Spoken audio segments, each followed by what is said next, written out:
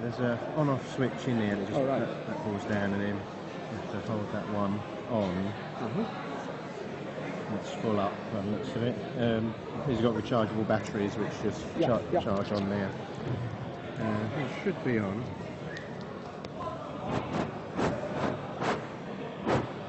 Yeah, it's coming out. That's great. Yeah, you can try it if you want, see if I can hear you. We can make it a bit louder if need be. Right? No.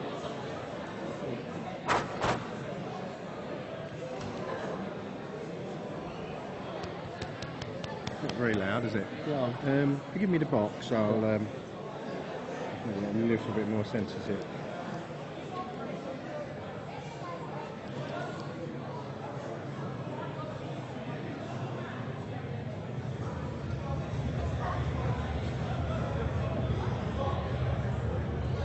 Sounds of the trains as well under the ground.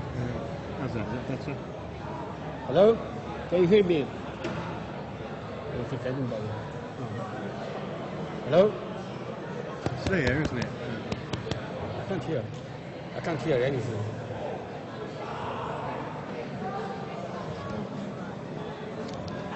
Hello? Can you hear me? Yeah. Yeah? It's working. Yeah, I think they all need to be quiet first, don't they, before you... You might have any more very high, yeah. It might start to feed back. Yeah.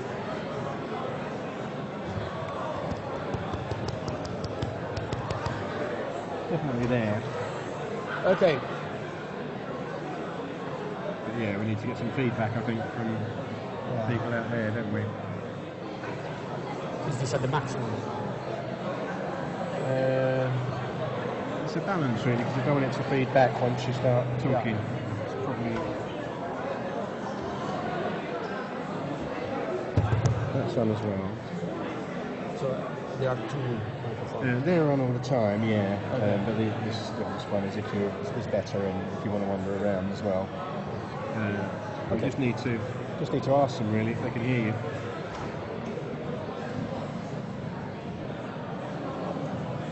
Are you ready to start? Yeah. Okay. Everybody, please, can we have a... Yeah? Can we start, please?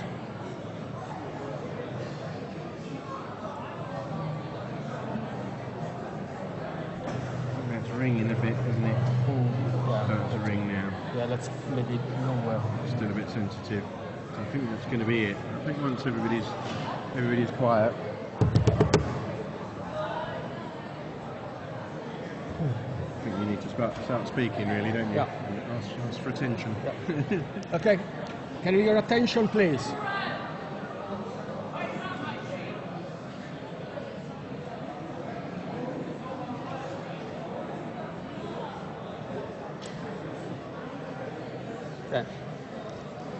Everybody, can we start the lecture, please?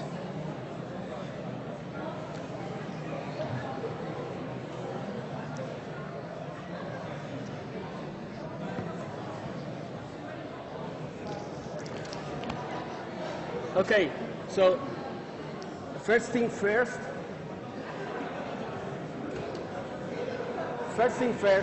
I will not lecture unless you make silence. If there is noise, I will stop lecture, so you will lose time lecturing, you will lose me explaining the material, but the materials will still be there for the exam, okay? I'm not going to repeat 2 times. Every time you make noise, I will just stop lecturing, okay? Okay, so starting with this slide, possibly trying to make a fundamental point about university.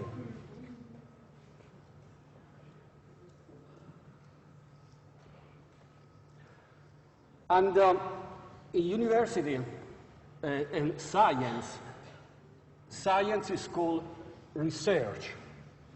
And the research is not firstly about finding things, about imposing our view to other people. Science research is about searching, is about asking. So questions are the foundation of academic life and the academic experience. So even if we have a technology-related module like object-oriented programming, I really want to start with concepts that are at the basis of whatever you do in university and science, which are questions. And this is a short attempt to elaborate on the first question, why are we here?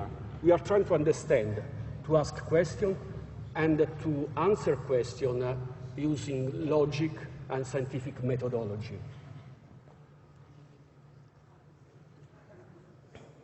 Related to this first lecture, we have these other questions following up. So why is a language preferable to another one? This module is mainly about Java, so why would be interested in Java? And here I'm not saying that we should like Java, that we should be part of the Java fan club. For a start, I'm not part of that club. But trying to understand what is the role of Java within programming and why people and industry especially has taken this language on. As we talk about object-oriented programming, the first question to you really and to reflect upon is what are objects? Because object-oriented programming starts from the concept of object, but we need to figure out why is that concept of any interest. So what are objects? And what all objects have in common, if anything? Because when we think of reality, we don't just see one thing, another thing, another thing. We see more than that. We see objects that accumulate different things. So another question that we will try to talk about, but again is for you to reflect, is if there is anything that objects have in common. No matter what kind of object we talk about, a physical object, a legal object, anything. Because objects are not just material objects, things that we can touch. And at the basis of object-oriented programming is an idea of the way in which the real world relates to the software world. So again, a question for you to reflect is how does the real world relate to software? If we write some software that speaks of something in the real world, how is this software representation related to the real thing?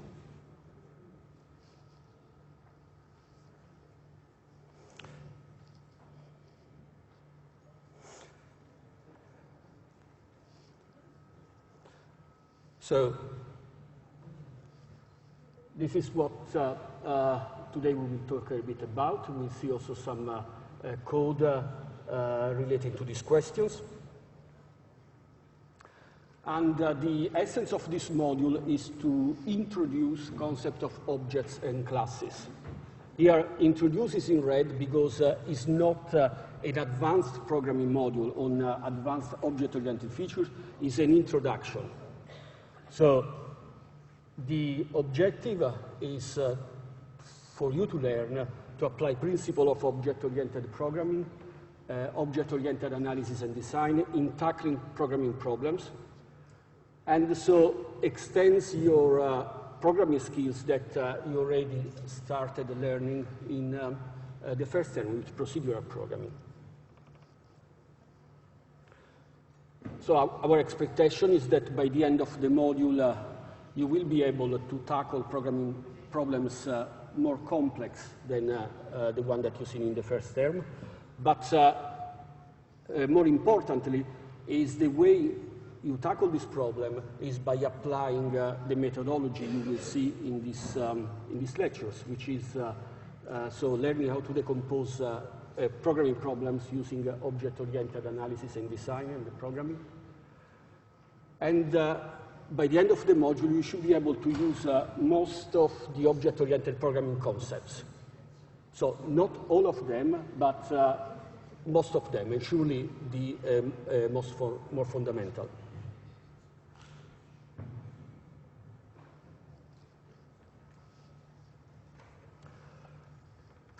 There is a recommended book, which is Java Programming for the Beginning.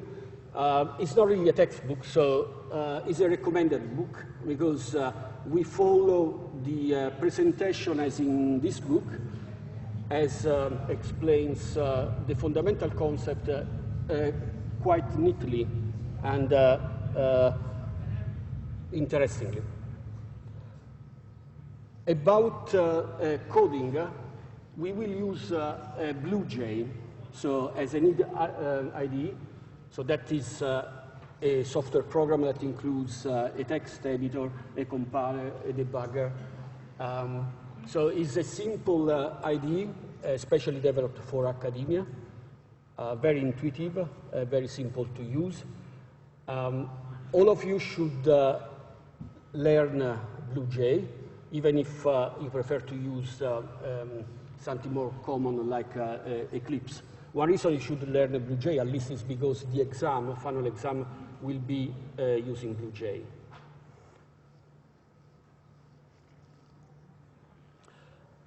So this stuff involved, so there is me, I'm Pasquale. I will lecture the first 6 weeks, and I'm responsible for the module. The second part of the module, week 7 to 12, will be under Matthew Ansbach. And in the labs, so the lab management overall will be in the hands of Richard Butterworth, that you already know as managing labs for procedural programming. So the labs are on Thursdays, 12 to 2 to 4, 4 to 6, apart from the apprentice degree, which will be tomorrow from 9 to 11, all in the ITL ground floor.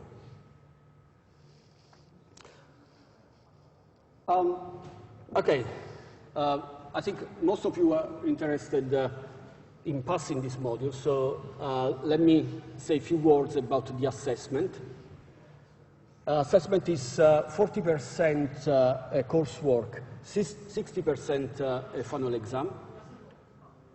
The coursework consists of assessed exercise in the labs, a mini project, again assessing the labs. There are also 3 interim tests. The first one will be in week 3, and there is a mock exam. Details are in the assessment workbook that you can find on TM+. Now, the exam is an electronic exam, so you will sit in front of a computer. We have a special operating system where you cannot communicate outside your machine. And your exam will consist of simple programming exercises for which you will get marks for code that compiles and runs correctly. Okay? So if your code doesn't run, you will get no marks. Unfortunately, that's the way. If you go for a job interview, if you do things that don't work, you will not get hired. So it's a bit, in general, we have good results in the exam for students that apply themselves. I'm pleased to say, for example, last year we had 2 students that got 100% in the whole module. So they had 100% in each unit of assessment, all assessment of coursework and the electronic exam. And in general, we get maybe 10 students getting 100% in the final electronic exam. So it's not, it's only scary if you don't put any work, because it's quite unforgiving. But if you put some work, you will get good returns. Why all this assessment? What is the rationale? So each unit of assessment has a function. The assessed exercise, so that is just to check that you are following the concept you are explaining in the lectures. You can do the corresponding programming exercise. The mini project tests your capability in managing large programming projects. The interim test is where we test the theory. So it's about checking if you understand the main object-oriented programming concept that we explain in the lectures. And the mock exam, that I would say is the most important aspect of the coursework, not for the marks, but for its role, assess your preparation to the final electronic exam, because you will be sitting for this mock exam in the same environment as for the exam. So you will see exactly how does it work. The exam is a short, in general there are 9 easy program to write, and I say the marks are for code that compiles or run correctly. Something that I should, maybe it's good that I state now, because there may be some confusion as the weeks goes on. Often students may get complaining about the mini project, in the sense that they think that they have to do lots of work, it takes lots of their time. That is not the point. Get your priority right. So if you want to pass, what you need to learn is not how to write a fancy mini project with lots of graphics. That will not help you to pass the exam. Of course, if you aspire to get a first or 100%, and you feel confident with your programming, by all means, put your energy also in the mini project, but shouldn't be your priority. Your priority, is to learn to write simple Java programs without any help. So you should learn how to write simple programs without having to ask a friend if you get stuck on look on the internet. And that is what will decide if you pass this module or not.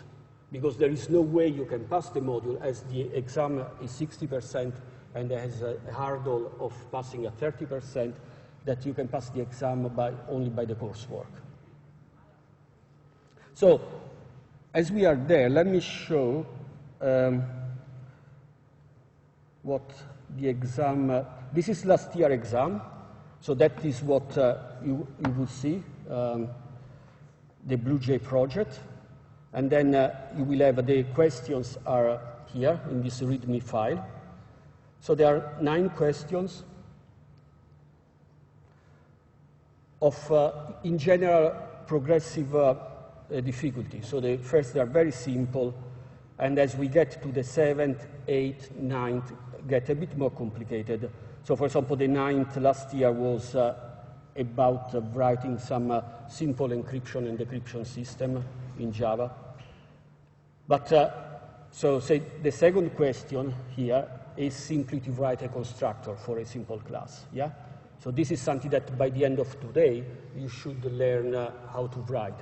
And for each question, it tells you how you should test your program and what you should see on the screen. So you have a very strict guidance on that you can know immediately if you are doing the right thing or not, because you have a compiler and you can run the code as you go along.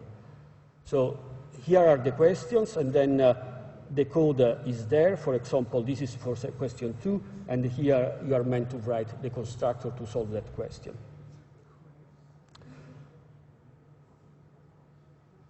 Okay. All good? So this is, there are all these exams are available on QM+, so you can see for now what this is about. But the important thing when you see the exam question, I repeat, is that you can only see if you are doing well, if you are capable to do this, solve these problems on your own. Because if are stuck, you ask a friend for help you in exam question, then that defies the point. You will not have a friend helping you in the exam in May.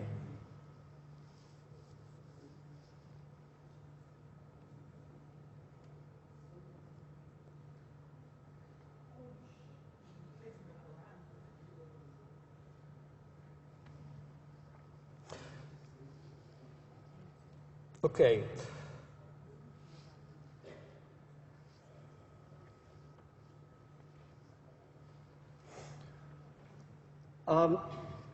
So for the marks, each exercise in the labs is 1 mark. There are 7 levels, so there are 7 marks there. The 3 tests, so where we test the theory, the first is worth 4 marks, the second 6 marks, and the third 10 marks. Now, okay, the mini project is combined with the mock exam mark-wise. So mini project and mock exam combined are worth 13 marks in total. The first 3 levels of the mini project are worth 1 mark each. The next 4 levels are worth 2 marks each. Plus, there are 2 marks from the mock exam. But the important thing, so the subtle thing, pay attention to this, is that you cannot get marks for level 5, 6, and 7 of the mini project unless you meet some requirements in the mock exam. So you are eligible for level 6 of the mini project only if you score at least 50% in the mock exam, and you are eligible for level 7 of the mini project only if you score 90% of more in the mock exam. Okay? So if you don't meet this requirement, even if you have been given ticked off in the lab level 6 and 7, those ticks will be void. Okay? And so this is how the 40 marks of the coursework adds up. Okay?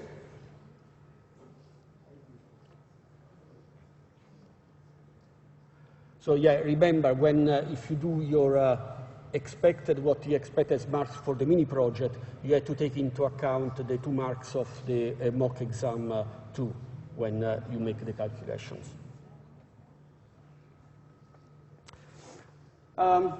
Okay, so now why programming is important? I don't know if in this time we need a real motivation, considering that we see every day on the newspaper the new revolution of coding, so how computers are completely changing the human society. But even if you don't plan to become a programmer, there are still some aspects of programming that are relevant, valuable life skill. The first is that, well, programming, there is a creative aspect in programming. Is a very significant aspect of programming because you have to solve problems. And solve problems requires some creativity, finding solutions, something that wasn't there. So that is something that programming is part of programming.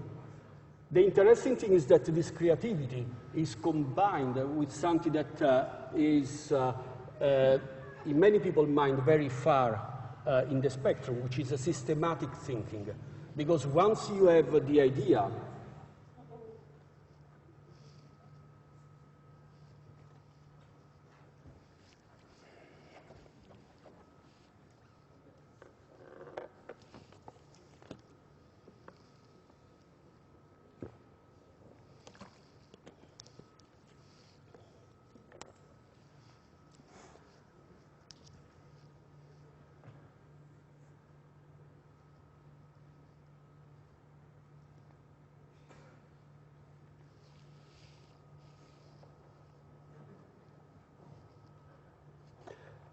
because to check if an idea is actually solving a problem when we talk about programming, you need to reason systematically using logic, consequential thinking, and so on. So these two aspects, they are really valuable life skill, even if you don't think to have a career as a programmer. Okay, so let's get to the material for today and what is object-oriented programming about. So first, you already program in Java from at least from last term, so you already know Java. So this is an extension to what you know.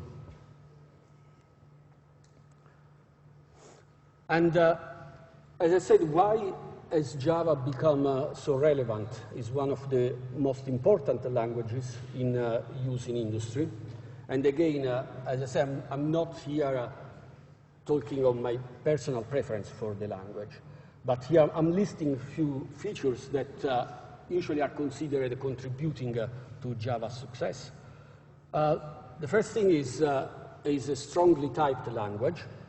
So you know types from last term, like integer, double, string. We will know in this term many more types. Any object, any class is a type. So, and in Java, the types are strictly enforced, which means that you may find lots of potential problems before running the code. So he helps you in finding errors, avoiding errors, much more than other languages where the types are not so strong. For example, languages like C. So that is one reason. Another thing is about memory management. So in Java, there is a thing that is called the garbage collection that works in the background, is automated, and takes care of allocating and deallocating memory cell as you need them for your code. And not many languages had this before Java, and again, this memory management can be quite heavy and annoying, and so it was a very welcome feature for many programmers to have this memory management automated. Of course, is a good language from a performance point of view. So it's not, has not big performance penalties compared to other mainstream languages. And also it's portable. It's largely platform independent because compiles to a bytecode, which is a sort of universal low-level language for all architectures. But none of these so far are really object-oriented features, are just the features of Java as a language in general. What is object orientation? So the reason of their success, one could think that there are commercial reasons for this, and one is that it does allow, is a language that allows a better management of staff if you are someone in charge. So if you have a company and you write software, you may want that the software that a programmer writes is not so difficult to read by other people, because maybe that person will leave the company or who knows. So you may want that that code is a code that other people can take on and develop without big problems. Also, legacy code, so code that may have been written like many years ago and is there if you want to develop or edit. So all these are helped by object-oriented features. And also design to code cycle. So when you start to think about a problem, you start maybe to draw diagrams that are a sort of informal sketch toward a solution. There is something that is called UML diagrams that are one of the main tools in industry for this. And there is a strong connection between UML diagrams and object-oriented languages, especially Java. So that is also something that is very relevant. Why is object-oriented helping in this kind of problems? There are a few features, for example, something that is called object encapsulation, information hiding, interfaces. We'll see this a little bit, we'll mention this as we get along. But also, compared to what you have seen so far, the idea of object is very useful if you think about programs that deal with sets of entities. For example, if you want to write code that manage the wages in a company, salaries, if you want to write code that manage some, a set of users for some system, you can think of users for Facebook, yeah? Whenever you think that your code has to manage a set of things that have similar features, then objects are really appropriate. And here we get to address, try to elaborate on that question about what are objects. So what is really object-oriented about? Well, let's think that in general, we write program, we write code in relation to something in the real world. Yeah? Maybe this thing in the real world could be some people that we want to see as user in a website or whatever.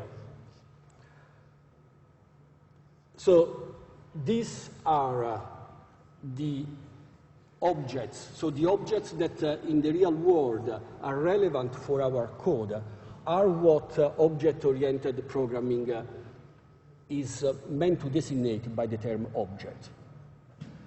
But objects, the first thing that we need to understand is that Java doesn't start with objects. So we say object-oriented programming, but in fact you could write programs in Java without any objects. In fact, all programs that you wrote in the first term are Java programs without any objects. So objects are not the fundamental notion in Java. The fundamental notion of Java is classes, because objects are derived by classes. And what are classes? Classes are a description of objects that share common characteristics. So if they have lots of things in common, then that set of objects should go under a class. And if we take this point of view, so that in Java everything starts from a class, then objects are nothing else than instances of classes. We will use interchangeably objects and instance of classes. They are exactly the same thing.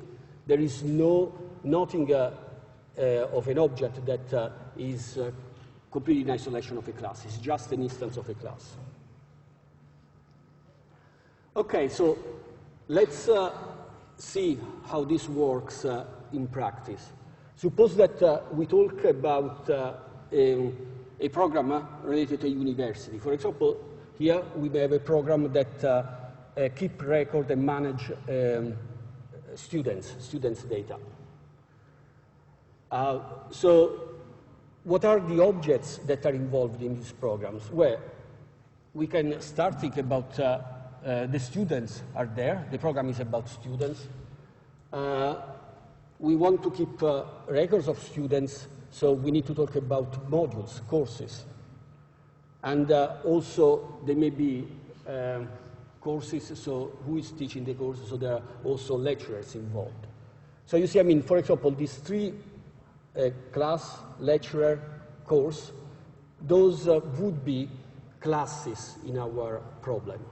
Yeah? So we are writing our code to manage student record in university. We want to have at least a class student, a class lecturer, a class course. We could think other, for example, a class lecture theater, and so on. Now, so if there is a class lecturer, I'm not the only lecturer. So I'm not, as an individual, I'm an instance of the class lecturer. Yeah? There may be many instances of the class lecturer. Matthew is another instance of the class lecturer, and so on. Yeah? Each one of you will be an instance of the class student. So there is one class student, but there are many instances to the class students. Each one of you would be a different instance.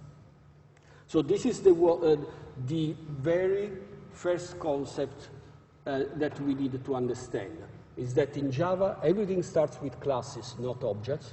Objects are just instances of classes. And we can have an arbitrary number of instances for any class. Okay?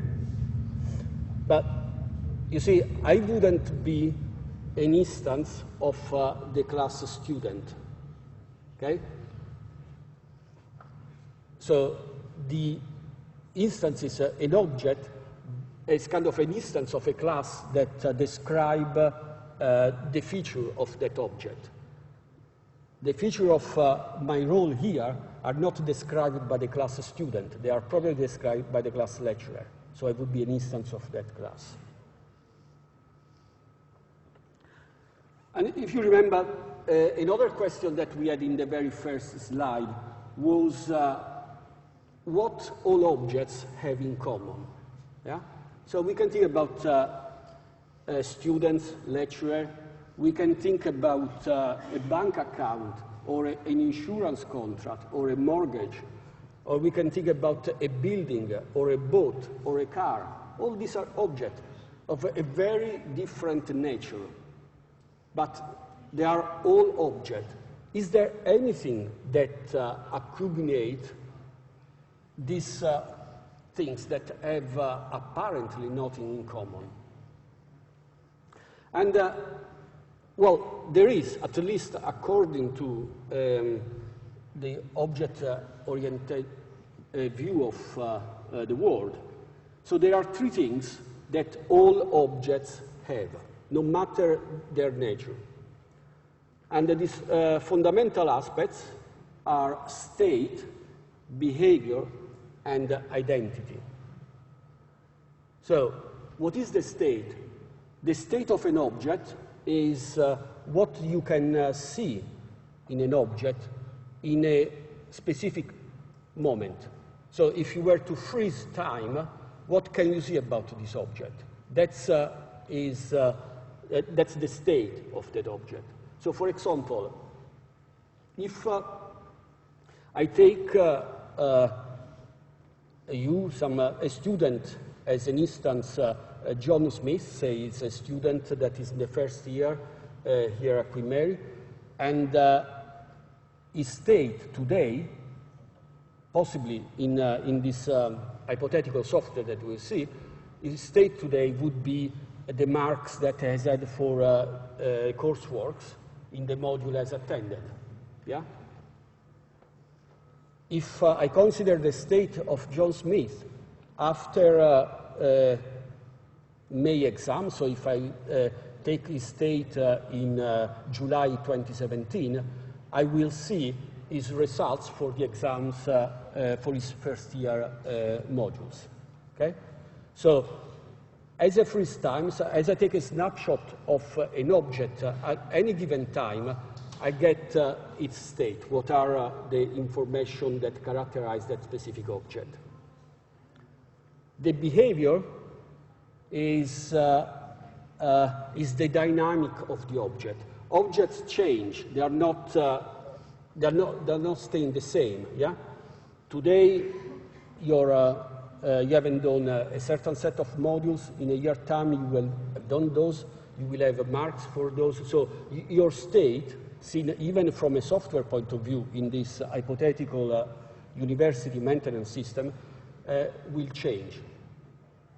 And the behavior, so, is what describes your capabilities in changing, how your state can change. That's the behavior. And that, again, any object has this aspect, behavior. And finally, the third universal characteristic of objects is their identity. It's a unique identifier. So suppose that you have two students that are both called John Smith, that are doing exactly the same modules and have exactly the same marks, and they are born exactly the same day, and live at the same address. Still, these two John Smith wouldn't be the same student. Yeah? So even if you have two objects that may share the same state and may have the same behavior, is still two different objects are two different objects. So that is the identity. Identity is unique to any possible object. And so these are important things that we want to understand, and are universal properties of objects. Anytime that we want to create an object, we should ask ourselves, especially the first two features, what is the state of the object and what is the behavior of this object? This, answering these two questions is what will lead us to write the code. So, we say state, behavior, identity. Let's concentrate just on state and behavior. And here is our, let's now progress to write our first object. Well, our first class, because objects are just instances. So let's think about a simple bank account as an object. What is state and behavior for a simple bank account? So have a few seconds of, take this as an exercise. If you have paper and pen, scribble down something that it comes to your mind as a good answer to state and behavior for a simple bank account.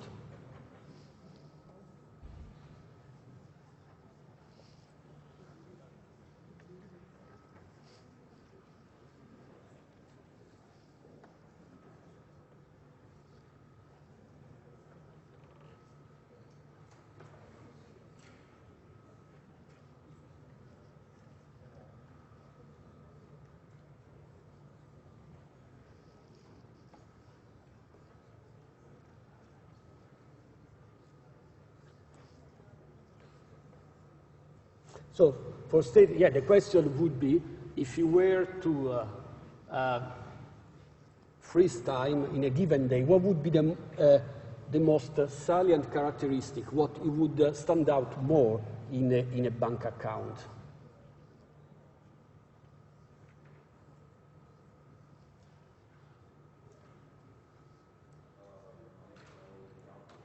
Money. Yeah, so that's a good answer, yes? So the nature of a bank account is to, as a recipient for money. So I'll say that, yeah, the first thing that we could think in terms of state of a bank account would be money, so the balance, yeah? So this balance is a number, so it could be £1,800 or whatever, yeah? So, of course, there are many more things that we could add to the state. So we could add the name of the account holder. Of course, we want someone associated, so that's part of the state. We may want here personal details of the account holder. That will be, again, address and so on. We could put that into strings. But just to keep this toy example with us, let's just concentrate on the state as a balance. So that's the moment. Now, let's see the second question, which is the behavior. So we want to think of how this state may change. Yeah? So how can we go from a particular state in our object to another state in our object?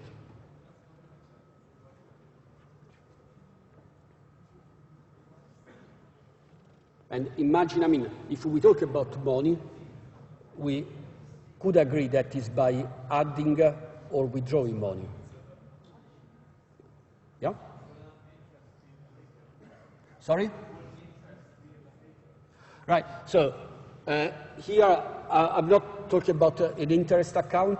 Yeah, if we are talking about a current account with interests, then yeah, interest would be part of the behavior. Absolutely, absolutely. Here I'm keeping a toy example. So we think of a bank account. You have a balance, and then this balance is affected.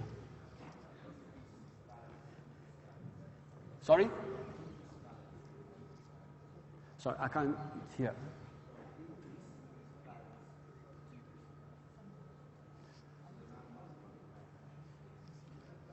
I need a microphone. I mean, I can't hear from there. Sorry.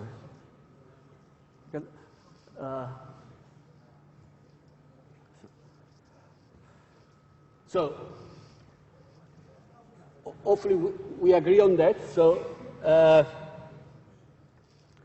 as behavior, we can think as so state changing, like withdraw money, deposit money, print the account balance, close the account.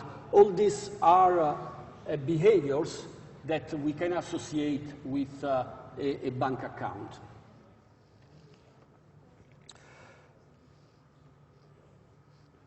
For the identity, okay, well, there's a unique identifier associated. It could be the account number, could be an integer. We don't. The important thing is that those state behavior have, we will see in a second, that are at the basis of object-oriented programming in the sense of the coding. So state and behavior, they will represent the two fundamental aspects in the coding of an object. Okay, let me give you an exercise, a simple exercise. So I ask you to so think about a light bulb and think about what are the state in a light bulb and the behavior.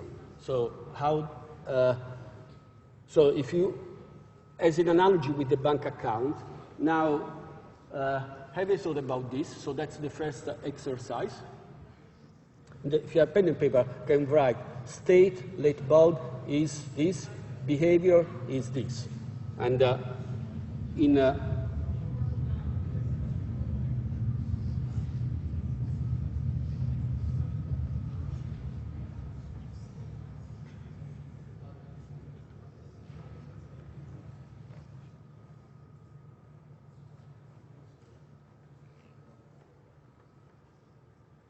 so is it a fair reflection to say that you are thinking in terms of state as light bulb being on and off?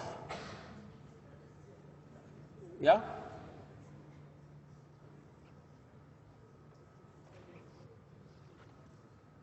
Okay? So it would be a sort of a Boolean, yeah? The light is on, light off. Make sense?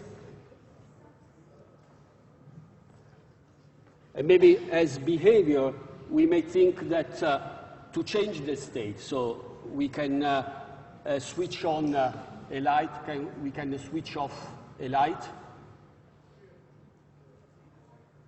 Okay? Okay, so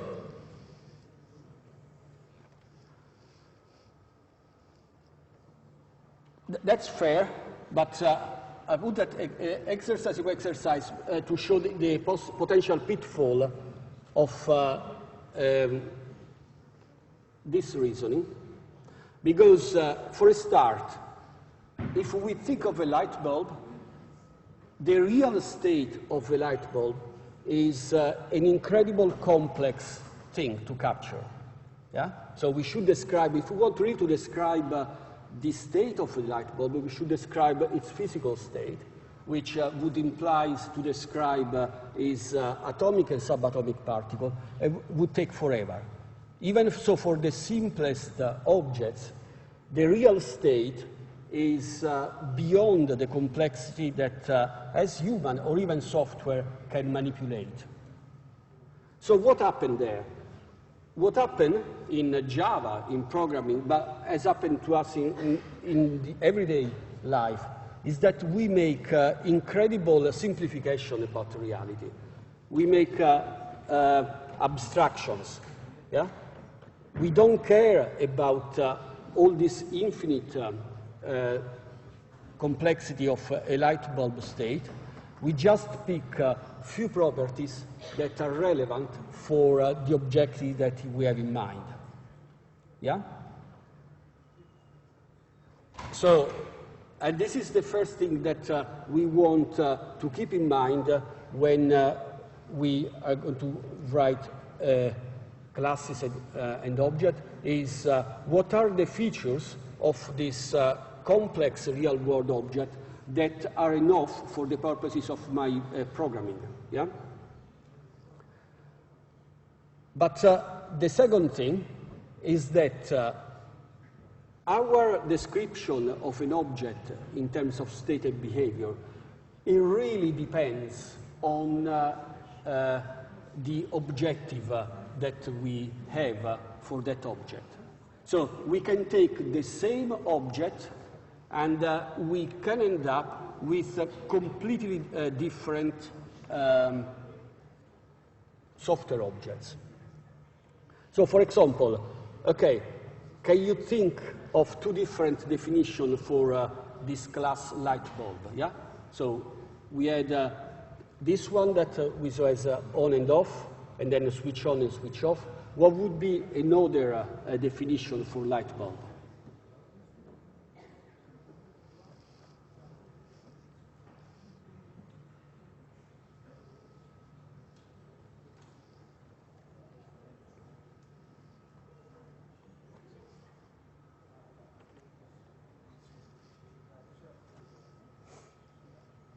Well, here is a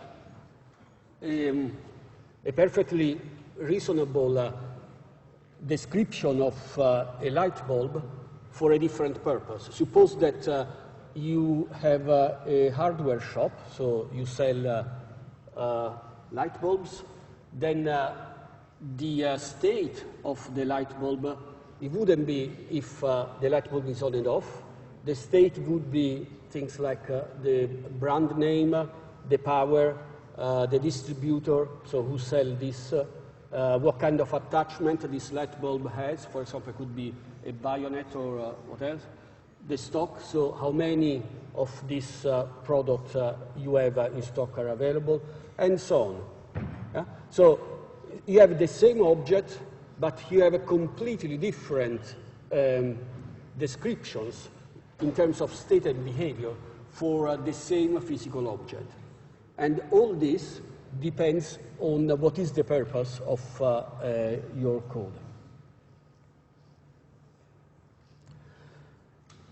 Okay, so let's take a 2 minutes break, and then we start working on the code.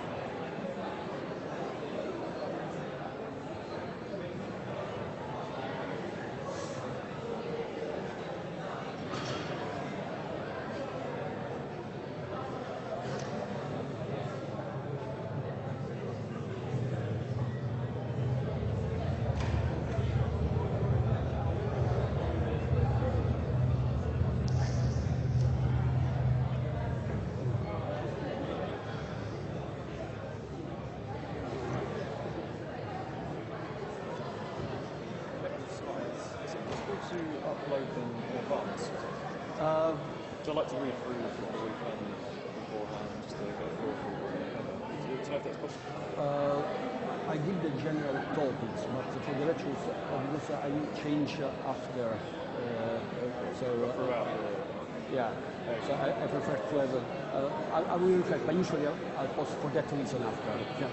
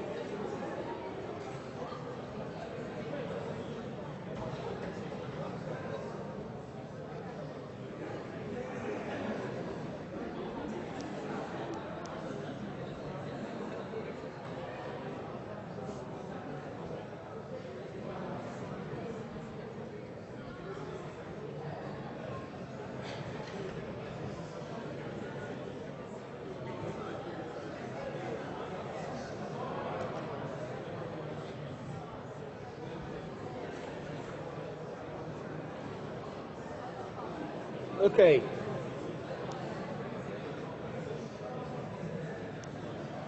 So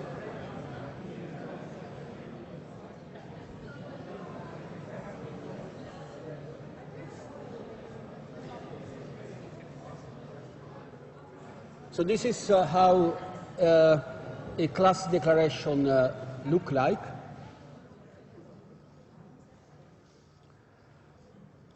And so the first line, we have a public class account. So account is something is a name that we choose, whatever we want to put there. So it's an identifier. But public and class, those are Java keywords. So whenever we are declaring a class, at the very least, we need to use the keyword class. Public is a Java keyword, which is an access modifier. So it's a keyword that we can use to prefix class declaration, methods declaration, variable declaration. And what public says is that that thing that is going to be declared can be used by everybody, basically. So any other class can use this class account. Another access modifier is private. So private means that the entity that is declared private can only be used within that class where it's defined. Okay? So whenever we want to declare or define a class, we use the keyword class, and then we write the name of the class we want to define. And then we have curly brackets, and inside the curly brackets are all the entities that we're going to define for that class. So here is where state and behavior intervene, because we have a type of entities for state and another type of entities for behavior. State is represented in code by instance variables. So here is an example of an instance variable, balance. So this is a variable that we call balance. It's up to us to decide the name. We could put amount, whatever we want, X, Y. And we are saying that this variable has a type double, so it's a decimal number. And we say it's private. So this is very important, actually. We could write public, but for reason I was mentioning before, the object encapsulation The guideline in Java is that state should be private. So the way in which an object deals with the external world is by hiding the state, so declaring the state private, and then allowing for interacting with the object only through public methods. Okay? So, a private double balance is declaring an instance variable, so represent a part of the state of the object. It says what kind of type it is. It's a number, so double will do. And that's it. That's the state we were thinking of. Is all there in just in this line of code. Then we have the behavior. You see the behavior is there. So what we have here, each possible behavior we model by a method. And each method is an instance method. So we call them instance method. You see this, the instance method we draw is to represent the behavior where we withdraw money from the account. Deposit is to model the behavior when we add money to the account. You can see, so the amount to add or deduce is there, is a parameter of the instance method. And then, so if we want to see the balance, we have a get balance, so that's a get balance method. You see that this method return as a return type non-void.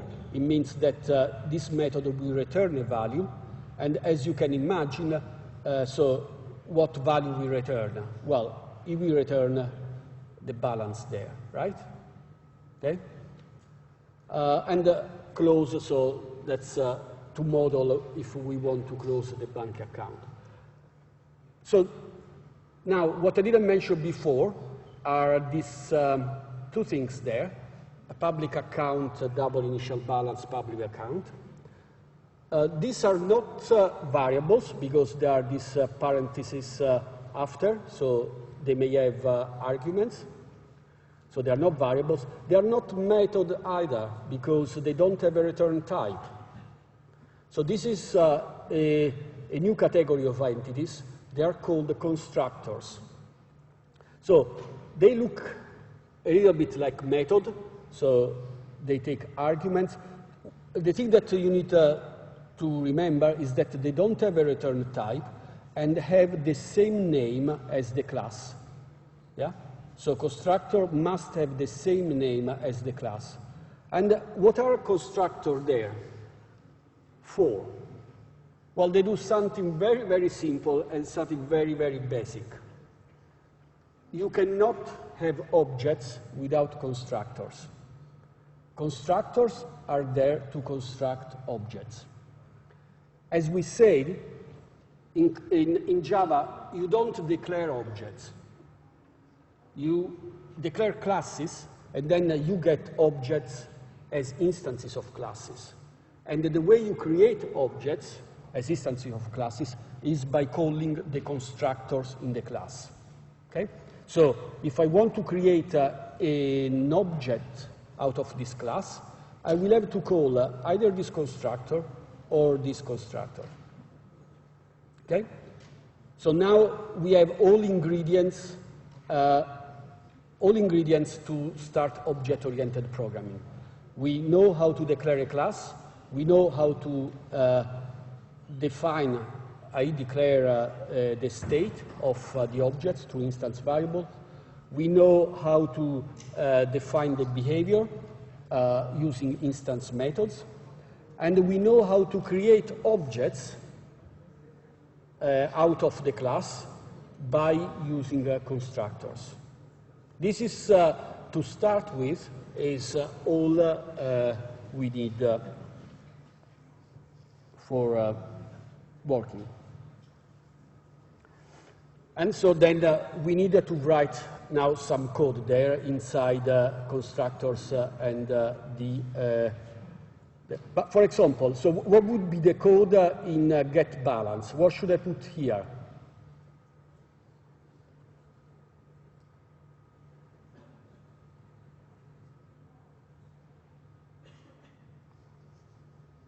Yeah? Sorry? Return balance, very good, yeah. So this method should tell us what the state of the balance is. So here we would write return balance, okay? So what would I put here? Deposit.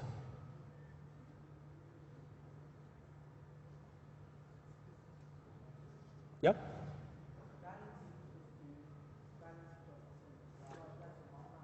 Yes, so very good. So the code for this method is balance equal balance plus amount. So we increase the balance by the amount specified there, and that is provided by the user. Okay? So you can see, I mean, is the code inside each one of these methods is one line. Is trivial, yeah? For the constructors, so as we said, the constructors, whenever we create an instance, we will call one of these constructors. And usually, what the code that is inside the constructor is to initialize the instance variables. So it's very simple because, again, what is the philosophy? Constructors, they construct objects. And so the constructor should give the initial state of the object, yeah? And so here we have two options. Here there is no argument specified, so what we could say is that the initial balance is 0. So here we could put balance equals 0. But here there is an argument specified, so a reasonable way to use this argument to initialize the state is to say the initial state is specified by this argument.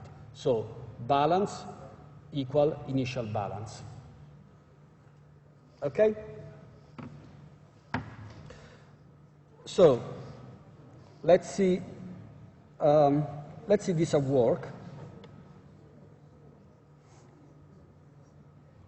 So I'm using BlueJ, so you can see now how BlueJ works. So this is my BlueJ window, a new class, and here I put a class name. So I call it account. Now I click there, and I got an initial template for the code. Can delete everything there. Okay, so we save.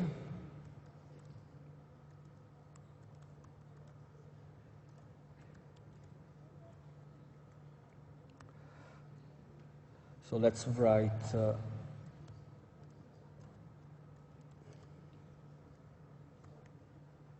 okay, so what should I write there? As we said, we put a default value. Say that, for example, the balance starts at 0.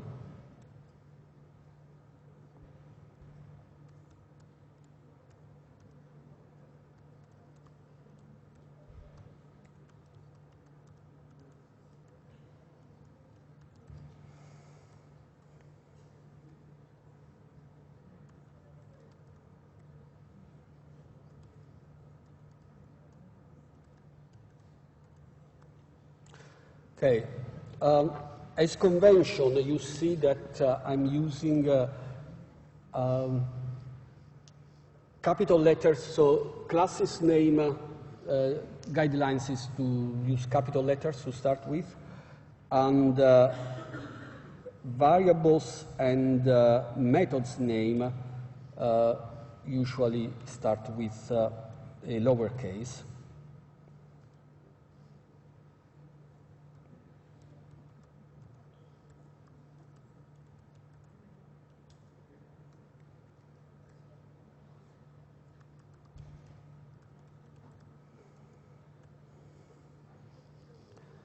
Okay.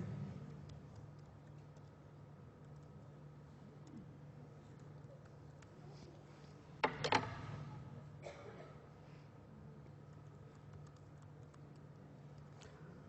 we said, just write.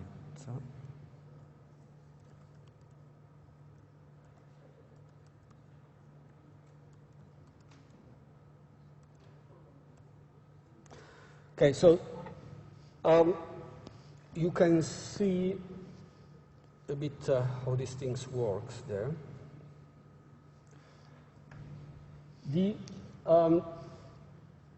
Notice, so when we write a method name, so we have, for example, public void deposit. So the method declaration starts with an access modifier, so in general will be public. Then the return type, so what is that method returning as value, the type. So if it doesn't return the value, it's void. Then the method name, which we decide. And then the parameters, so that maybe how many parameters we want there, type and name of the parameter. So double is the type. There is one parameter there in deposit that has type double and is called amount. So that is, you see, if here I was,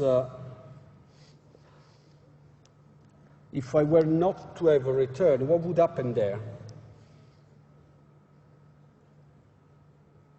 So if I try to compile now, you see, I get a compile error because if the return type is non-void, then it needs to have a return statement. Yeah?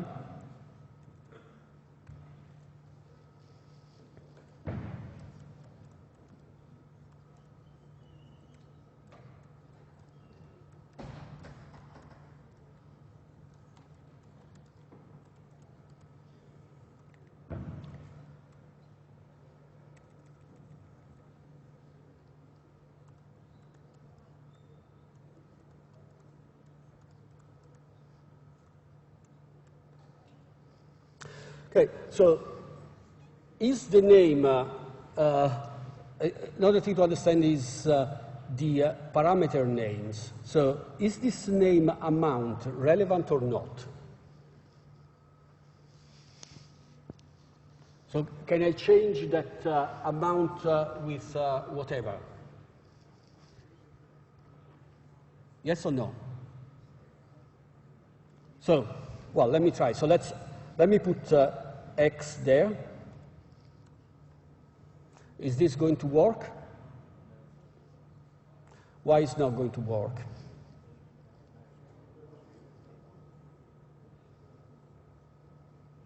What do you think is not going to work? Because inside the body we have this variable amount, and this variable amount is nowhere declared. So that is an error. But if I put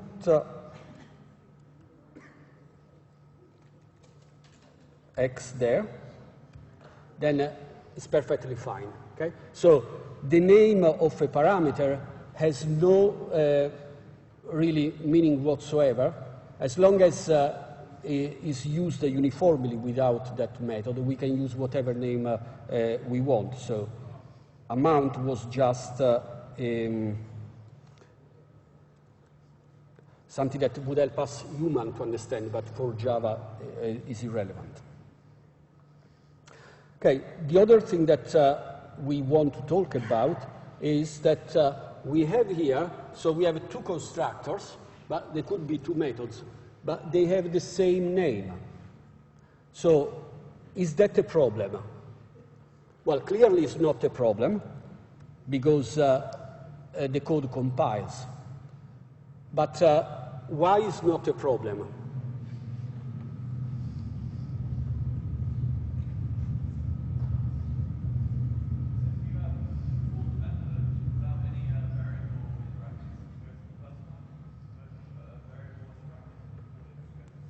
Absolutely, absolutely. So, because there is a way in which the compiler can distinguish between the two methods, because the two constructors, because the first constructor has no argument, the second constructor has one argument of type double.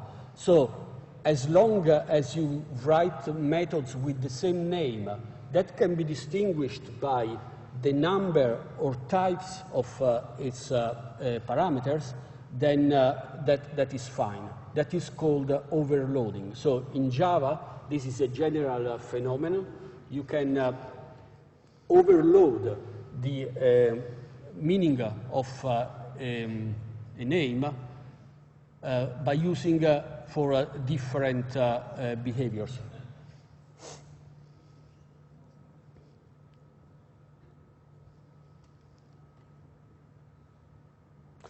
Okay, so we've gone through this. So that's what we saw, is that we have so a class name, a class declaration consists of variable declarations for the state, constructor declarations for initializing and creating objects, and method declaration for describing the behavior of the object. The order is not important. Usually that's the way, however, you will see first variables, then constructors, and then methods. So I mentioned about instance variables having access modifier private, so that they cannot be accessed outside that class. And that is very important in the sense that facilitate what is called information hiding, which is one of the fundamental concepts in object orientation, that the way in which objects should interact is should by very well-defined interfaces of communication. And variables are not an interface of communication. Methods are an interface of communications. So, for example, if we want from outside our code to know outside of the class account, to know the value of the account in that class, we cannot use the variable, instance variable balance, because that is private, but we can use the method getBalance, yeah, which is public. So that getBalance gives us a way to access the state of that object. And in general, I mean, these kind of things like information hiding are very relevant if you work in industry when you define objects there. So if we go to BlueJ, so I can show you.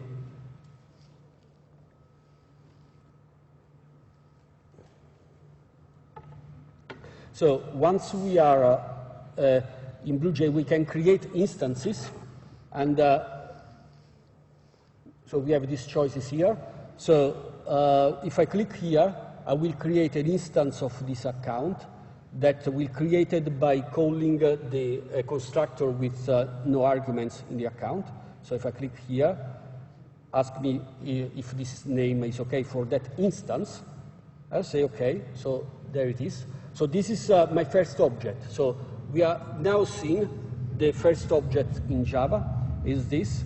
I can see the state of this object. If I click here, I double click. And as I was using the account with no arguments that initialize balance to 0, I see that the balance is 0. Now that I have an object, you see here I cannot call instance methods because instance methods, they are not available. They are not available are the behavior for objects. So they only become available once an object is created. They are not available until we have an object. So here at the class level, we can't see an option to call the instance method. But if I go here, right click, I see there that I have instance method I can use. So for example, if I want to now to call the deposit method, can this, and so I put 100, is going to call on account 1 deposit with 100, and now this should have changed the state of the object. So if I go here, now I can verify that the balance of this account 1 is going now from 0 to 100. So let me create another instance here. So I now create an instance using the other constructor.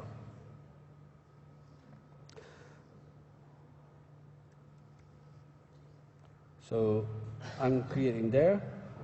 And so I got now two objects. They are both instances of the same class, one class, two instances. and they have a different state. So here the state is 100 balance, and here is 200 balance. And so now again, here I have available these instance methods. So I can make a deposit. But you see, these are methods. We declare these methods in the class account, but they are only relevant to objects. So the method deposit that was declared in the account class, as is an instance method, is only called on a particular instance. So account to deposit is only going to change the state of this object, not of this one. Okay? So now you can see that the balance went from 200 to 700 because I added 500, but the account one stays unchanged. Yeah? So this is important to understand. We declare instance method inside the class, but the instance method only work on instances of that class. And they only work on the specific instance where they are called on.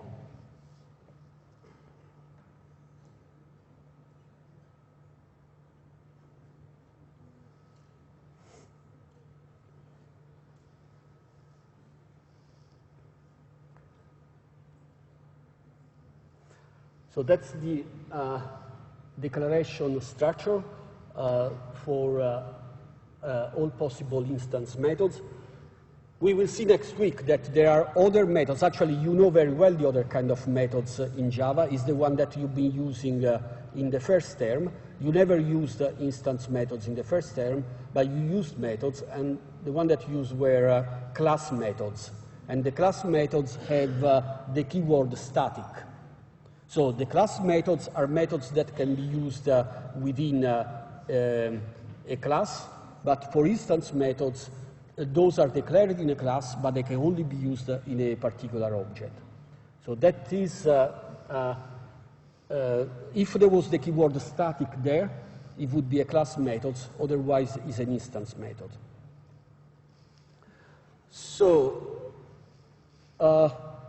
we talk about overloading. So do you think that the first is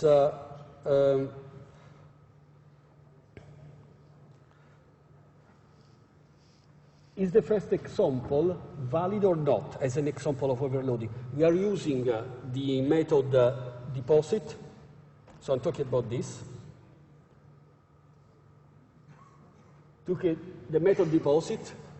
Is this an example of overloading? No, this is not, because the only difference between these two methods is in the name of the parameter. And that as the name of the parameter is irrelevant, so there is no difference in Java between these two methods. So here we would have a compile error if we were to write this. What about here? So are these two a valid example of overloading?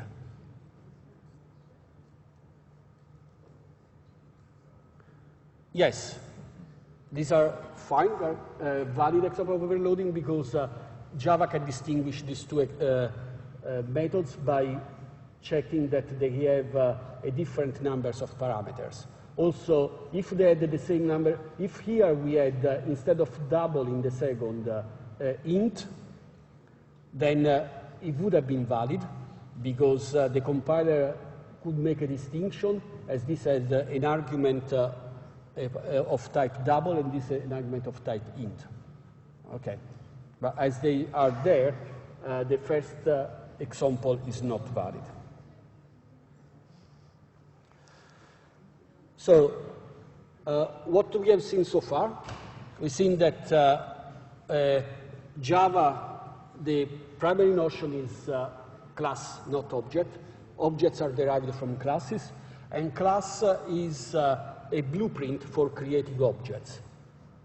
Objects that have the same characteristic belong to the same class, so a class is kind of describing a set of objects.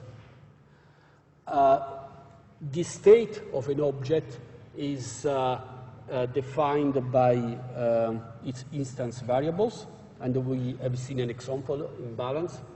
And the behavior is defined by instance methods, which are methods that manipulates objects. So why do we have this terminology of instance methods and instance variables? For example, sometimes in Java textbook, you may see instance variables referred to as fields. And actually, I mean, fields come from also in abstract data type or in records terminology. But instead, we insist in calling this instance method and instance variables is because we want to stress that there are no objects in Java. There are only instances of classes. And so whatever code relates to instances of classes instead of pure classes is an instance entity. So instance methods are methods that refer to instances of classes. So that's why we use the term instance, and similarly for instance variables. So now that you've seen a little bit how things work, you should be in a good state to start writing your own class. It's a good exercise. Anyhow, I mean, you will have to write lots of classes for this module. But think, for example, something like, I don't know, bicycle. So it's an object bicycle in the real world. What would be a bicycle class? How would you write a bicycle class? What is the state related to a bicycle object? What is its behavior? And have a reflection on this. It will be very helpful to crystallize most of the things that we've been talking today.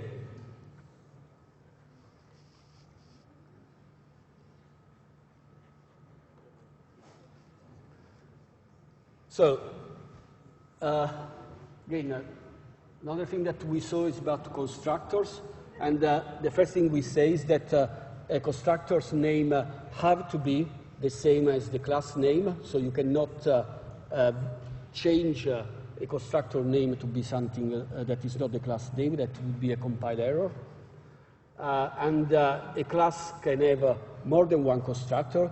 In general, I mean, if you see on the Java libraries, each Java class will have many constructors. For example, string.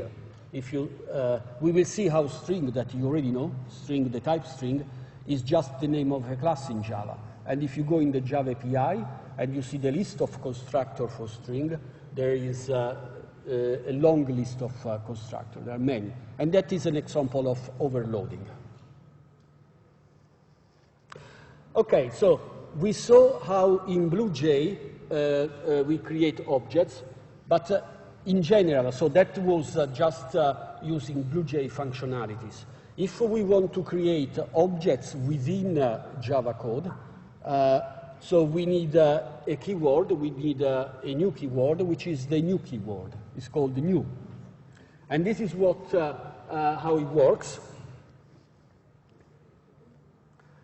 So this would be a declaration and initialization of an account object.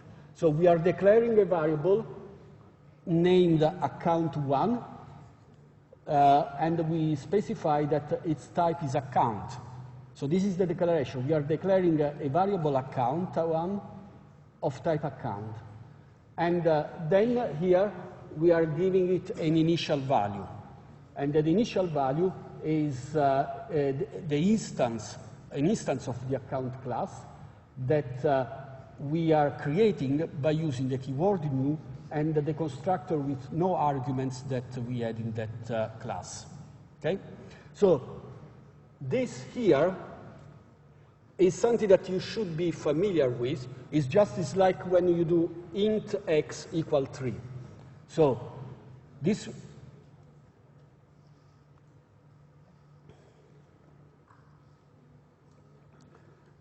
is like int is giving a type, This is the name of the variable, and you choose whatever name you want.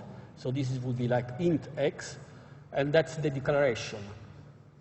And then when you put an equal after a declaration of a variable, you put a value. So if it was an int x, you would put an integer value, like 3, 5. This account 1 is not an integer, it's an account. So a value of this type will be an instance of the account class. And this is, for example, is a possible instance. This is another possible object. So here you create another instance, we call it account2, of the class account, but we are using the other constructor. So something that may be a bit confusing when people start is that we have account here and account there. But sometimes when I ask students in the labs, they say this is the class name and this is the class name. No. This is the type, which happen to be a class name because classes are types. So this is the type. This is not the type. This is a constructor. So this is like a method. It's something that has in common with the type only the name, but it's not the type. Okay? So the structure of a variable or an object creation is a type name, variable name, equal initial value, which usually will be an instance of that class, so it would be new, constructor, and then appropriate arguments. So this is the way in which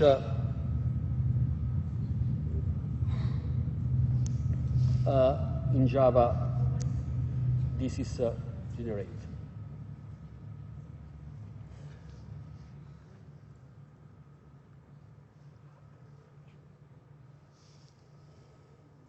Okay, so now let's write a program now, because so far we haven't seen any program. In the definition of program in Java is a set of classes where one class has a main method. Yeah? If there is no main method, then from a Java point of view, it's not a program. It doesn't run. Okay?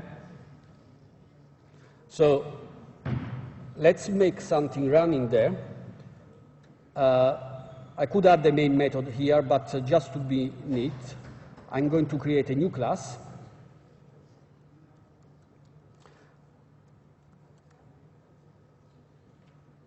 And I call test account.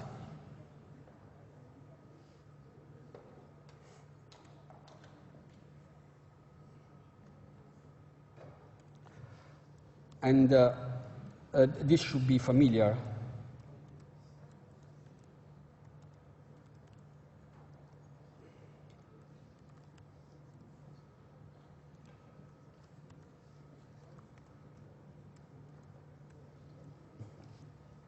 Okay, so we have our main. You can see that the main in Java is a bit object-oriented, so you have these objects. Think of the objects like characters in a movie. So you have different characters. So you have an account character, you have a student character, and so on. They don't do anything. You're just defining what the character is, the state, and how that character can behave. The main is like if you write the script for a movie with those characters. You say that character is created, one character of that kind is created, and then this is what it does, and blah, blah, blah, blah. And sometimes that character dies, and so on. Yeah? So everything that happen in the main. So let's create our character, as we say.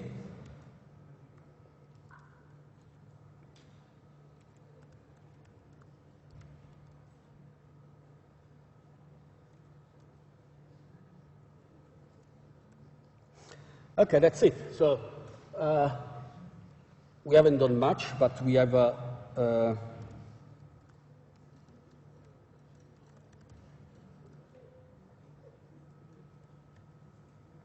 Okay, suppose now that I want to print on the screen the balance of this account. How should I do?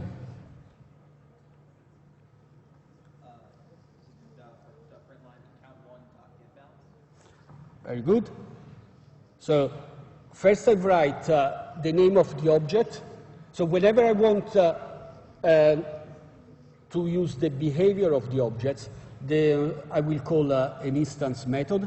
And so the syntax for calling an instance method is first the name of the object that we want to use. Then we call the method, so the behavior we want to use, and possibly the argument. Okay?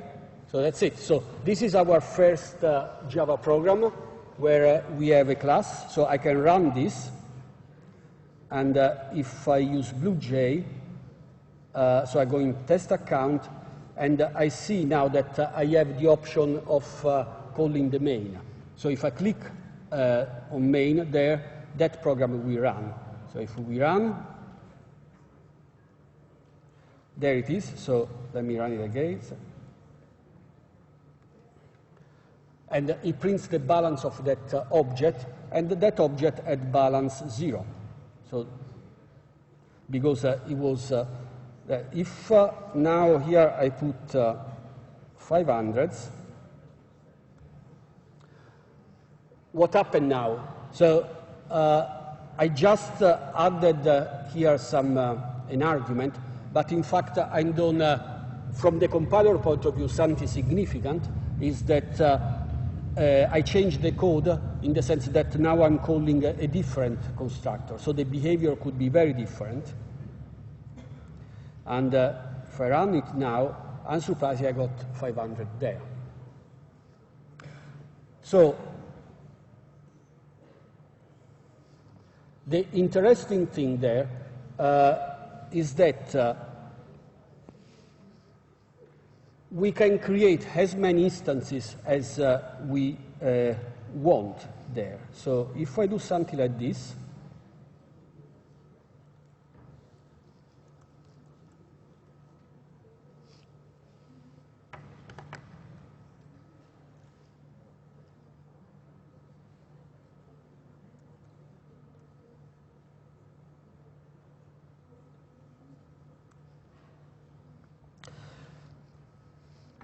what I have there is I'm creating an array of accounts. Okay? I can do whatever I want because accounts are just types. In the first term, you saw there, you could create array of integers. Yeah? Here you could do something like int.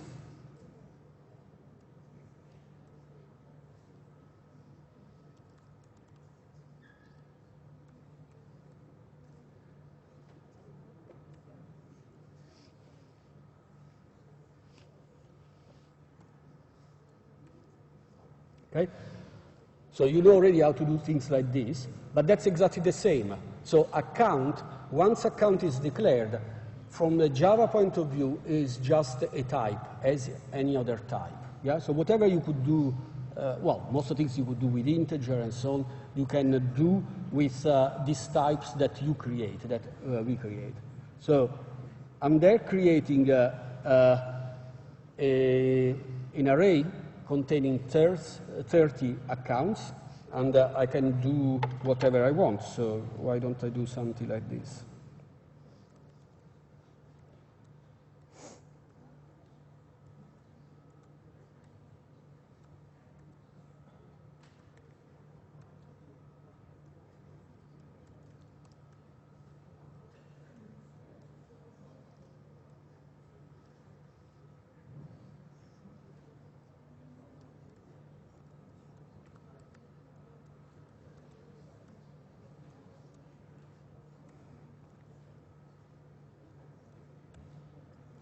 Okay, what I'm doing there, I'm just, so I create this array of accounts, and then in each place of this array, I'm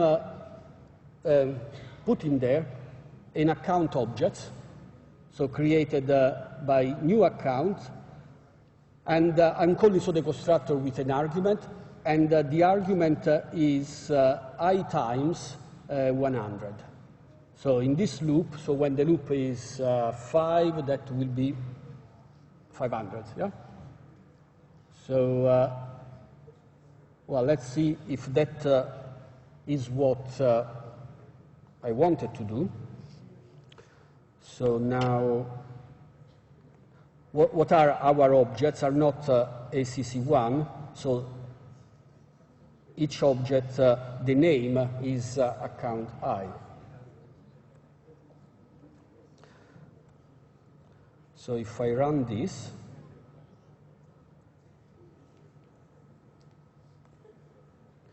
here it is, so I get the printout of all the balances for these accounts that I have created there. And in general, yeah, so classes are types, and we can so use classes as types as we already done in the first term with other types. So you declare variables of a given type, and you initialize a variable of a given type with some value. But the values now are more complex than the basic data types that you've seen in the first term.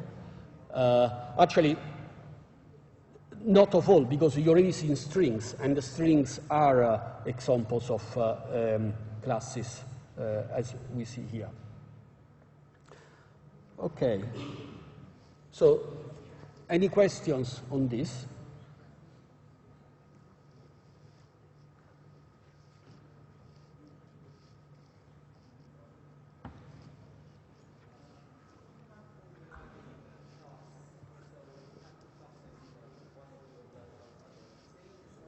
Sorry, you need really to scream.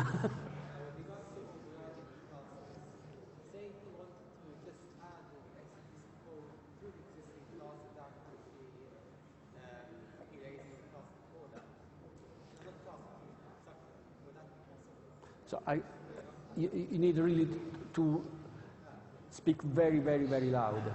So as constructors are overwritten or overridden, every time you click constructor of that same name. Not overriding. We are not at overriding there. That's overloading. Overriding, we will see overriding is a very, very different concept, and we'll see that in week 3. Is there like a simple method to just add an explicit code to the previous code? That's with overriding, we can add a code in the overrider method, we can add the code to the overridden method. But that we'll see in week 3. So it's not, they sound similar, but they're not in common. Overloading and overriding, they're very different concepts.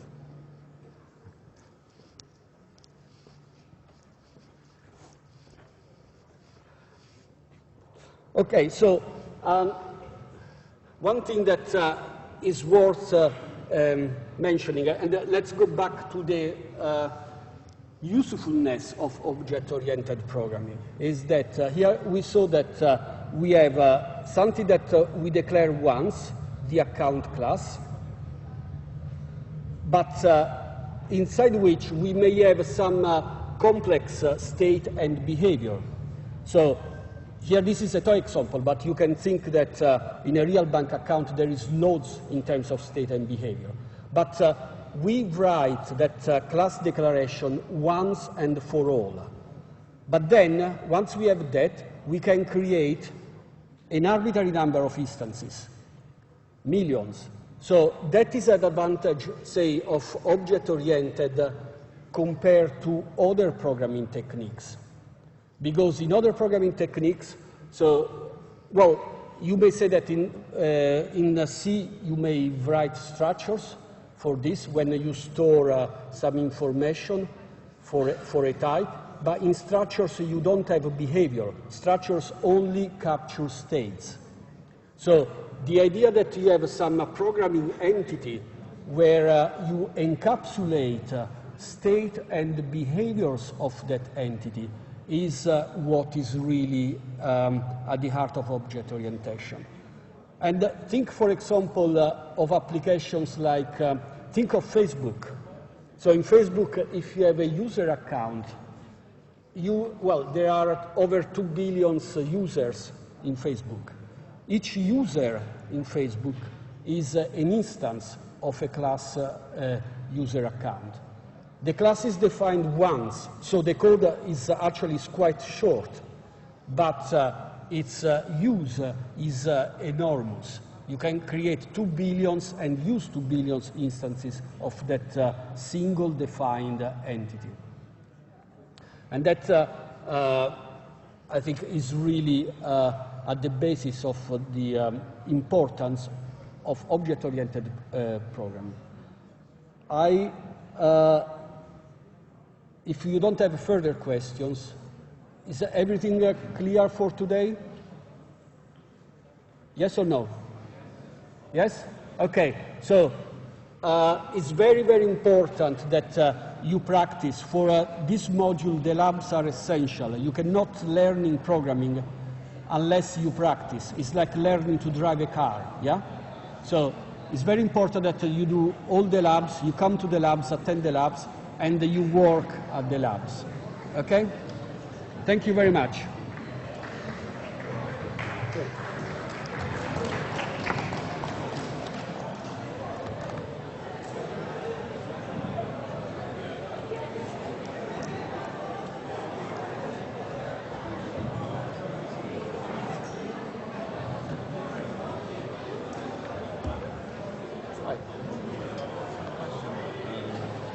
You know when we create an object, a single object, you know Yes. we're calling the constructor and we're sending an argument. Yes. But when you create an array of objects, are we calling the constructor or are we creating space in memory?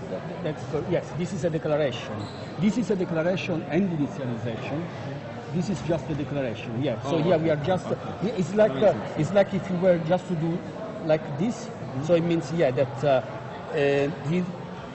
the compiler is going to create a space in memory for this. And here it's going to create, 30 spaces in memory. But at the moment, it's just a declaration. If you remember, it was inside the loop that we were doing the initialization. We were saying that name I equal. Yeah. Thank you very much. Yeah. So you know when you create an array of accounts, Yes. there is in the class there's methods for the class. But if you create an array, how do you call an array method, not a class method? What is an array method? So like get length. You call it. You would call on the array, not on the element. So the array is an object. So you'd say we declare an array account Yeah. called account array of size 30 like you did. Yeah. So how would you call get length on account array?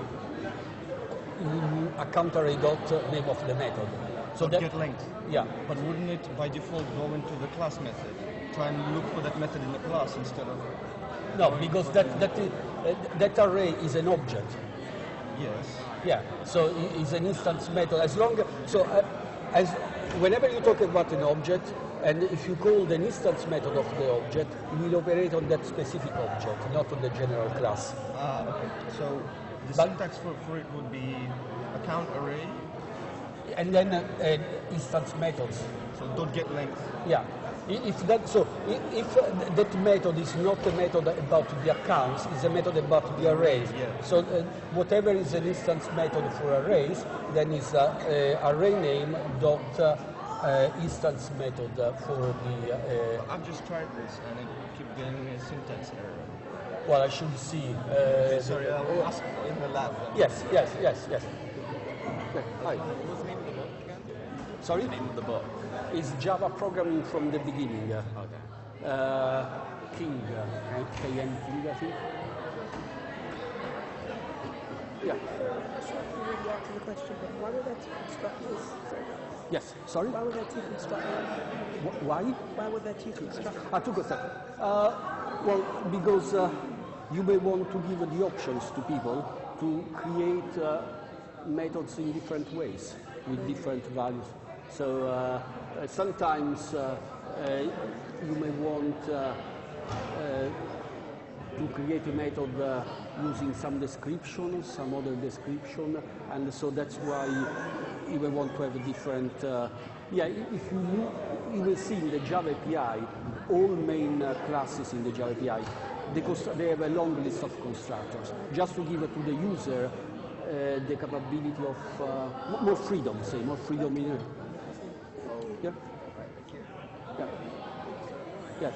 Yes. In the class files, you know, in one you use public static void main, but in the others, why don't you use public static void main at the start of the program?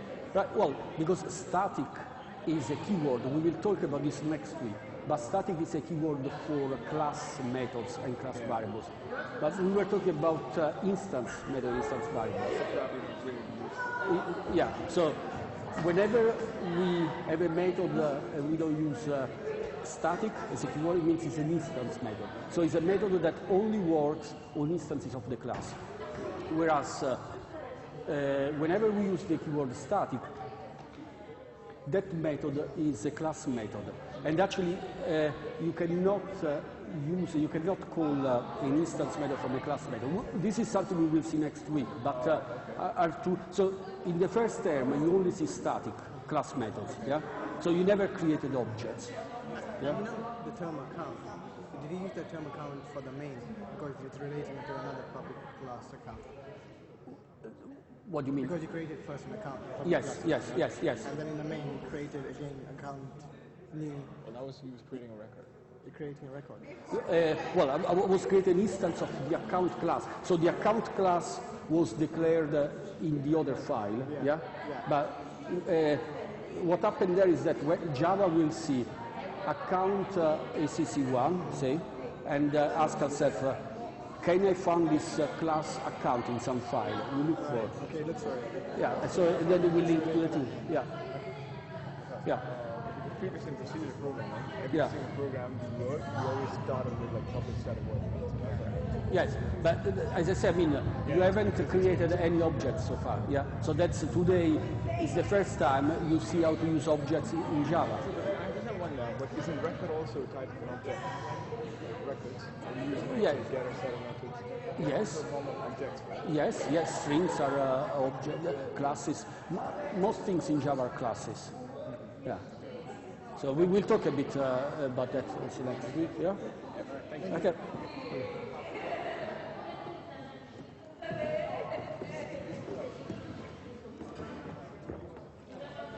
Mm.